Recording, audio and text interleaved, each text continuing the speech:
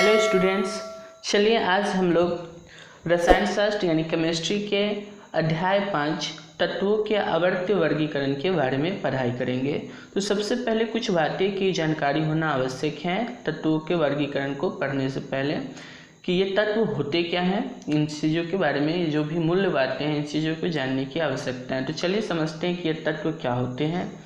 तो हमारे आसपास के पदार्थ, जो हमारे आसपास जितने भी पदार्थ होते हैं वो तत्व, मिश्रण एवं यौगिक के रूप में उपस्थित होते हैं।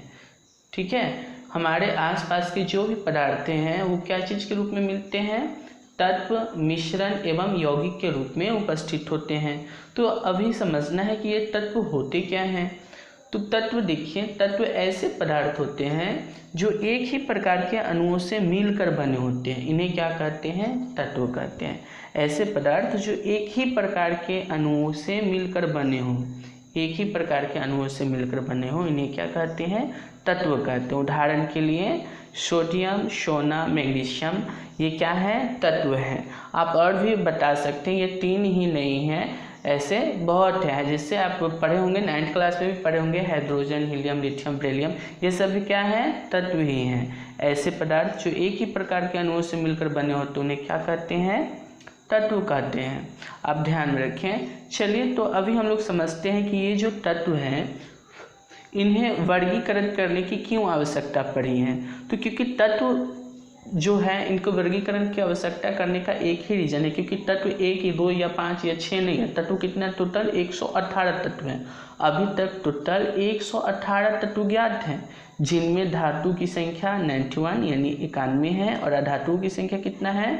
27 है। ठीक है, तो ये शुरुआत में धातु और अधातु जो तत्व होते हैं उनको कैटेगराइज यानी वर्गीकरण किया था धातु और अधातु के रूप में। तो ये चीज़ किसने किया था सबसे पहले? तो आप इन बातों को ध्यान में रखें कि सर्वप्रथम 18वीं शताब्दी में, ये नोट 1 है, इस बात को आप ध्यान में रखें। नोट 1, सर्वप्रथम 18वीं शताब्दी में लवाइजे यानी लेवाइसियर ने तत्वों का वर्गीकरण धातु और अधातु के रूप में किया था। इन्हें आप ध्यान में रखिएगा। कैवीं शताब्दी? 18वीं शताब्दी में वर्गीकरण किया था, तत्वों का वर्गीकरण किस रूप में? धातु और अधातु के रूप में किया था। किसने किया था? लेवाइसियर ने। हाँ, अरे आप बिल्कुल सही सोच रहे हैं। ये जो लेवाइसियर है कौन है? केमिस्ट्री के जनक यानी रसायन शास्त्र के पिता कहे जाते हैं लेवाइसियर को। ठीक है, और इन्हीं के बारे में आप ध्यान में रखेंगे। सर्वप्रथम धातु और अधातु के रूप में किसने वर्गीकृत किया था तत्वों को? तो लेवाइसियर ने किया था। तो चलिए समझते हैं कि आखिर ये तत्वों को वर्गीकरण करने की आवश्यकता क्यों पड़ती है। तो तत्वों के वर्गीकरण करने की आवश्यकता क्यों पड़ती है, चलिए जानते हैं इसके बारे में। तत्वों को सुव्यवस्थित ढंग से, तत्व जो होते हैं इनके सुव्यवस्थित ढंग से पढ़ने के लिए तथा इनके अध्ययन को आसान बनाने हेतु उनको वर्गीकृत किया जाता है। यानी तत्वों को सुव्यवस्थित ढंग से पढ़ने के लिए तथा उनके अध्ययन को आसान बनाने हेतु उनको वर्गीकृत किया जाता है। मतलब जो एक जैसे गुण वाले जो तत्व हैं उनको एक समूह में, और जो अन्य गुण वाले जो तत्व हैं उन्हें दूसरे समूह में रख देने की, यही श्रेणी को क्या कहते हैं? वर्गीकरण कहते हैं। चलिए, यदि नहीं समझ पाए तो आप और अच्छे से समझें, इन बातों को जरा भी ध्यान में रखें। सन 1800 तक केवल 30 तत्वों की जानकारी थी। जो सन 1800 यानी 18वीं शताब्दी के आसपास तक केवल 30 तत्व की ही जानकारी थी, और वर्तमान समय में देखिए कितनी तत्व की संख्या है? 118 तत्व हैं। इतने सारे अलग अलग तत्वों के गुणधर्म का अध्ययन करना तो कठिन होगा। आप खुद सोचिए, जब 118 तत्व हैं तो आप अलग अलग तत्वों को जब अध्ययन करेंगे तो कितनी कठिनाइयाँ साबित होगी। तो इन्हीं को जानकारी या अध्ययन करने के दृष्टिकोण से, ताकि सरल हो पाए, तो इसको क्या किया गया? वर्गीकृत कर दिया गया। तो इतने सारे अलग अलग तत्वों के गुणधर्म का अध्ययन करना कठिन था, अतः व्यवस्थित करने का प्रयास किया गया जिससे इनके गुणधर्म के अध्ययन करने में बाधा न आए। समझे? तो तत्वों को अलग अलग वैज्ञानिक ने व्यवस्थित करने के लिए समय समय पर प्रयास करते रहे। ठीक है, तो जितने भी तत्व हैं इन्हें व्यवस्थित करने के लिए अलग अलग समय पर लोगों ने, वैज्ञानिकों ने क्या किया? प्रयास करते रहा। और इन प्रयासों में कुछ वैज्ञानिक प्रमुख हैं जिनका जो नियम है वो साबित हुआ, तो उन्हीं वैज्ञानिकों के बारे में हम लोगों को पढ़ना है। जैसे देखिए यहाँ पे डोवेराइनर का ट्रिक सिद्धांत, आप याद रखिए सबसे पहले इन्होंने क्या किया था, तत्वों का वर्गीकरण किया था, जिन्होंने अपना नाम क्या रखा था, त्रिक सिद्धांत का नाम रखा था। अभी ये क्वेश्चन ये भी पूछ ले जाता है सीधा सीधा, क्या क्वेश्चन पूछेगा, त्रियक नियम का सिद्धांत किसने दिया है, तो किसने दिया है, डोवेराइनर ने। डोवेराइनर ने क्या किया है, त्रियक नियम का सिद्धांत दिया है। वहीं दूसरे वैज्ञानिक क्या है, न्यूलैंड, इन्होंने क्या किया, अष्टक नियम का सिद्धांत दिया। अभी जो आप वर्गीकरण पढ़ रहे हो, यानी समय समय पर क्या हुआ, तत्वों का वर्गीकरण का जो भी तरीका है बदलते रहा, कुछ कमी और कुछ अलग अलग गुण को देखते हुए क्या हुआ, तत्वों का अलग अलग बार विश्लेषण हुआ। जैसे डोवेराइनर ने त्रिक सिद्धांत दिया, लेकिन इनमें क्या हुआ, कुछ कमियां देखने को मिला, ठीक। तो इसको भी बाद में ठीक करने के लिए न्यूलैंड्स आए और उन्होंने कुछ नया कोशिश किया, अलग सा प्रयास किया और तत्वों को सुव्यवस्थित ढंग से फिर से वर्गीकरण किया। फिर इनके भी तत्वों के वर्गीकरण में कुछ कमियां नज़र में आया, तो फिर क्या हुआ, मेंडलीफ आए और इन्होंने भी तत्वों का वर्गीकरण किया। और अंत में फिर मोसले जी आए, जिन्हें आधुनिक आवर्त सारणी का जनक कहा जाता है, और इन्हें ही आज वर्तमान समय में हम लोग इसी का उपयोग करते हैं, ठीक है। तो तत्वों का वर्गीकरण के लिए अलग अलग समय में क्या हुआ, वैज्ञानिक प्रयास करते रहे, और इनका अध्ययन हम लोग अभी जो कर रहे हैं, जो तत्वों का अभी हम लोग अध्ययन करते हैं वो क्या है, आधुनिक आवर्त सारणी।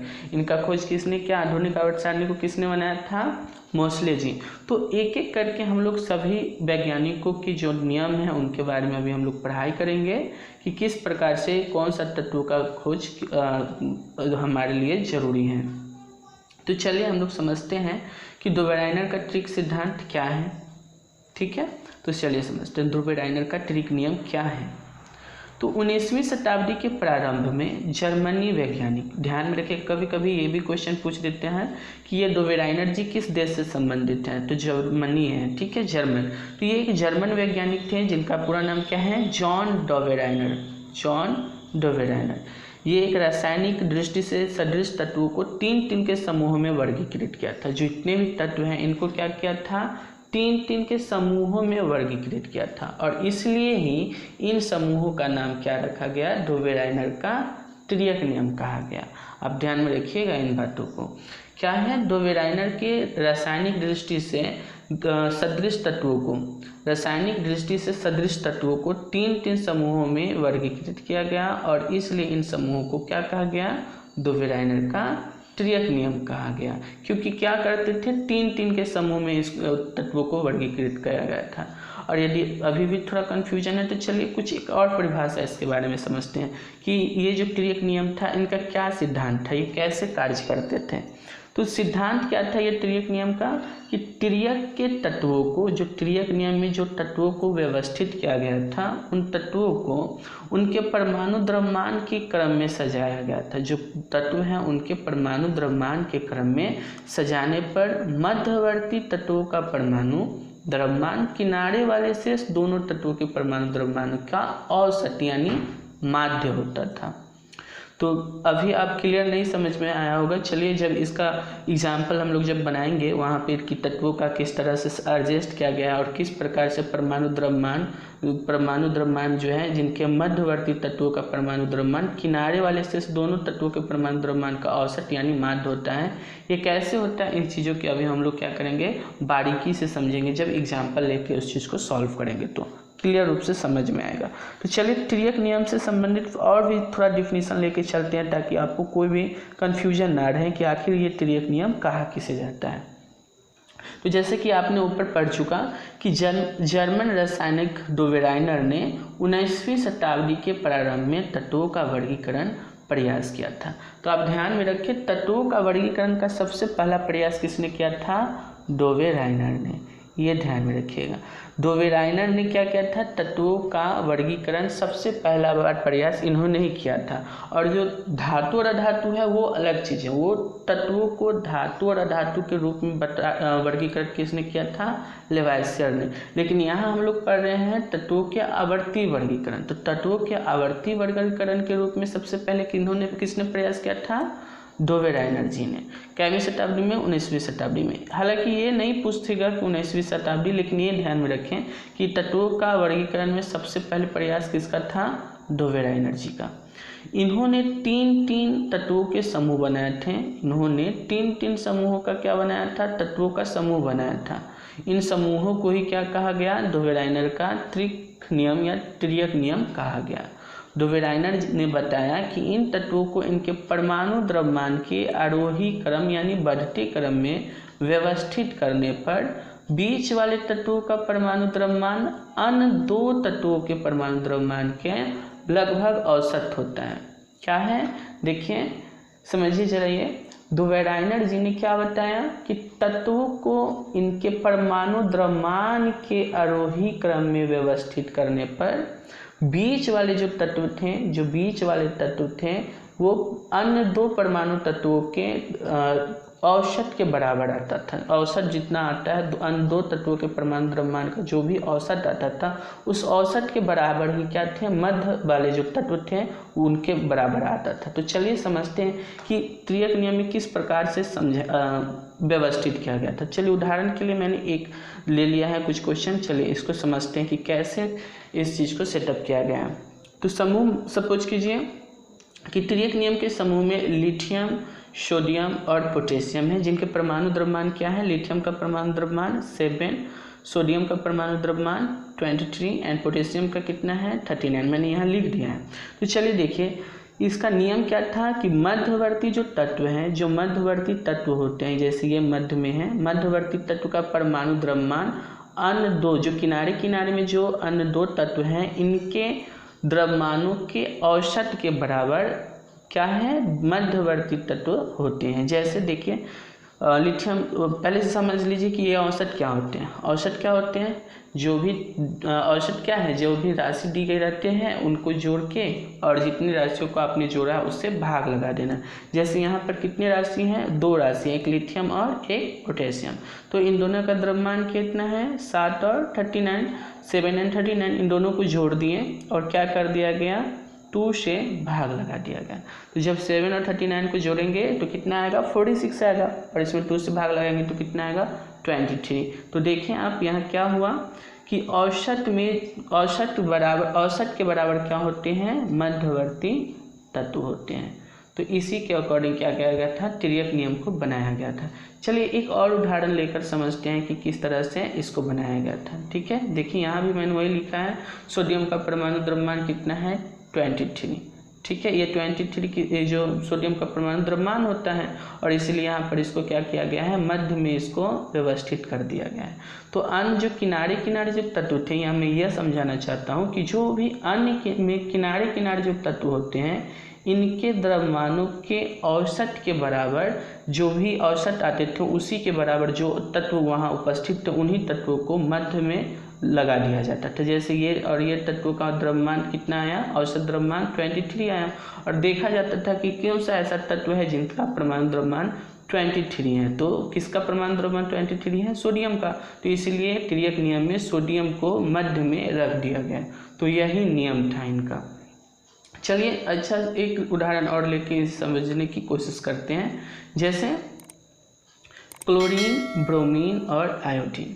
ठीक है, ये कुछ तत्व हैं जिनके बारे में हम लोग अभी अध्ययन करेंगे। देखिए क्लोरीन का परमाणु द्रव्यमान कितना है? 35.5 और ब्रोमीन का परमाणु द्रव्यमान कितना होता है? 80 और आयोडीन का परमाणु द्रव्यमान कितना होता है? 127।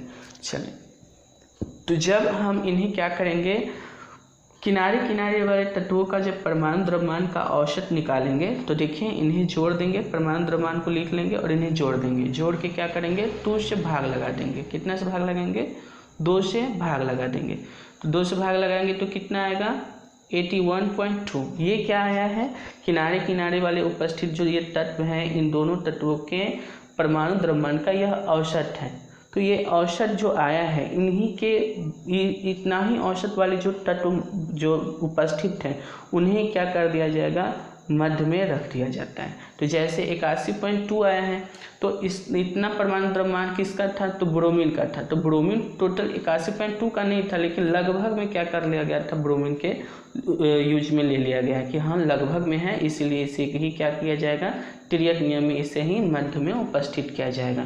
तो आप ध्यान में रखें कि ब्रोमीन का परमाणु द्रव्यमान कितना है, 80 है, 80 है, ठीक है। तो इसे ही क्या कहा गया था, दोबेराइनर का तिर्यक नियम कहा गया था। तो दोबेराइनर जी ने क्या किया, तिर्यक नियम बनाया। तो दोबेराइनर जी का तिर्यक नियम में कुछ कमियां भी नज़र में आया, ठीक है, जिसके कारण आगे भी तत्वों का वर्गीकरण का खोज चलते रहा। तो चलिए समझते हैं कि ये जो दोबेराइनर जी का तिर्यक नियम है इनका क्या दोष था, इनमें की क्या विशेषताएं थी, तो इनके बारे में हम लोग पढ़ते हैं। और ये कभी कभी क्वेश्चन भी सीधा सीधा पूछ लेता है कि दोबेराइनर का तिर्यक नियम का दोष क्या है, क्या कमी थी। तो चलिए समझते हैं तिर्यक नियम का दोष क्या है, क्या कमियां थी। तो यह तत्व जो तिर्यक नियम था वह तत्वों के परमाणु द्रव्यमान और उनके गुणों में एक प्रकार का संबंध स्थापित करता था। जो तत्व थे उनके परमाणु द्रव्यमान और उनके गुणों में एक प्रकार का संबंध स्थापित करता था। किंतु तिर्यक नियम का सबसे बड़ा दोष, जो सबसे बड़ा दोष था, यह था कि इसके अंतर्गत सभी तत्वों को समावेश नहीं हो पाता था। मतलब जिस समय दोबेराइनर जी थे उस समय कितना था, 30 तत्वों का खोज हो चुका था। लिखने की कोशिश कर रहे हैं, कितना है, 30 तत्वों का क्या हुआ था, खोज हो चुका था। तो दोबेराइनर जी का जो तिर्यक नियम था ये 30 तत्वों को ढंग से व्यवस्थित नहीं कर पाता था। ये कुछ ही तत्वों को क्या करवाता था, इस तरीक़ा से सुव्यवस्थित ढंग से बैठा पाता था। तो ये एक सीमित था, सभी तत्वों के ऊपर इसका क्या हुआ, नहीं बन पा रहा था। ये जो नियम था ये सभी तत्वों के ऊपर लागू नहीं हो पा रहा था, ये एक सीमित तत्वों के ऊपर ही काम करता था। तो ये एक कमी थी, ये एक बहुत बड़ी कमी थी तिर्यक नियम में। चलिए इन्हें और अच्छे से समझने की कोशिश करते हैं कि ये तत्व के बारे में, कि ये तत्व क्या, किस प्रकार से व्यवस्थित किया गया था। तो नियम प्रत्येक तिर्यक के लागू नहीं होता था, जैसा ऊपर भी समझे कि यह नियम जो था दोबेराइनर जी का तिर्यक नियम जो था ये सभी तत्वों के लिए लागू नहीं हो सका था। केवल 3 ही ऐसे त्रिक बने जिनमें दोबेराइनर का नियम पालन हुआ। इस सिद्धांत की कमी थी, अतः यह सिद्धांत सफल नहीं हो सका। समझे, तो ये क्या हुआ कि यह जो तत्वों का जो नियम बनाया गया यह सिद्धांत सफल नहीं हो पाया, इसीलिए आगे चल के तत्वों का और भी क्या हुआ, खोज हुआ, और तत्वों का सही ढंग से वर्गीकरण की सिलसिला आगे भी बनी रही। तो चलिए अभी समझते हैं कि परीक्षा में पूछे जाने योग्य इनसे किस प्रकार का क्वेश्चन परीक्षा में पूछा जाता है। तो तिर्यक नियम का प्रतिपादन किस वैज्ञानिक ने किया, हाँ बिल्कुल ऐसे ही क्वेश्चन पूछ देता है कि तिर्यक नियम का प्रतिपादन किस वैज्ञानिक ने किया, बताइए। अभी हम लोग पढ़े हैं, बिल्कुल आपने सही बताया, दोबेराइनर जी ने। दोबेराइनर जी ने क्या किया, तिर्यक नियम का प्रतिपादन किया, यानी इन्होंने ही तिर्यक नियम को बनाया। चलिए दूसरा क्वेश्चन देखते हैं, अष्टक नियम का प्रतिपादक कौन थे। नेक्स्ट वीडियो अभी इस पे ही अपलोड किया जाएगा। अष्टक नियम का क्या क्या विशेषताएं हैं, इनमें क्या कमियां थी, इन्हीं चीज़ों के बारे में हम लोग अध्ययन करेंगे। तो चलिए समझते हैं पहले ये अष्टक नियम का प्रतिपादन किसने किया था, न्यूलैंड से। हालांकि अभी हम लोग पढ़े नहीं हैं, लेकिन ऊपर मैंने बता दिया है अष्टक नियम, मोसलेक जी के बारे में और मेंडलीव की आवर्तसारणी के भी बारे में हमने सारी चर्चा ऊपर भी कर दिया है। चलिए तीसरा क्वेश्चन देखते हैं। हालांकि तीसरा क्वेश्चन मैंने ऑब्जेक्टिव नहीं लिया है, ये बनाने के लिए दिया है, ठीक है। इन क्वेश्चन को आप होमवर्क पे ट्राई कीजिएगा और नेक्स्ट वीडियो में सारी क्वेश्चनों का क्या करूँगा, आंसर उसमें दे दूँगा। तो दोबेराइनर के तिर्यक नियम का दोष क्या था बताएं, मैंने ऊपर चर्चा किया है, आप जरूर इन चीज़ों को होमवर्क में अपने नोट कॉपी में बनाएं, ठीक है। और नेक्स्ट वीडियो जब अपलोड होगा उसमें आप अपने आंसर को उसमें ज़रूर मिलाएं, ठीक है फ्रेंड्स। तो चलिए आज की वीडियो यहीं पे समाप्त करें।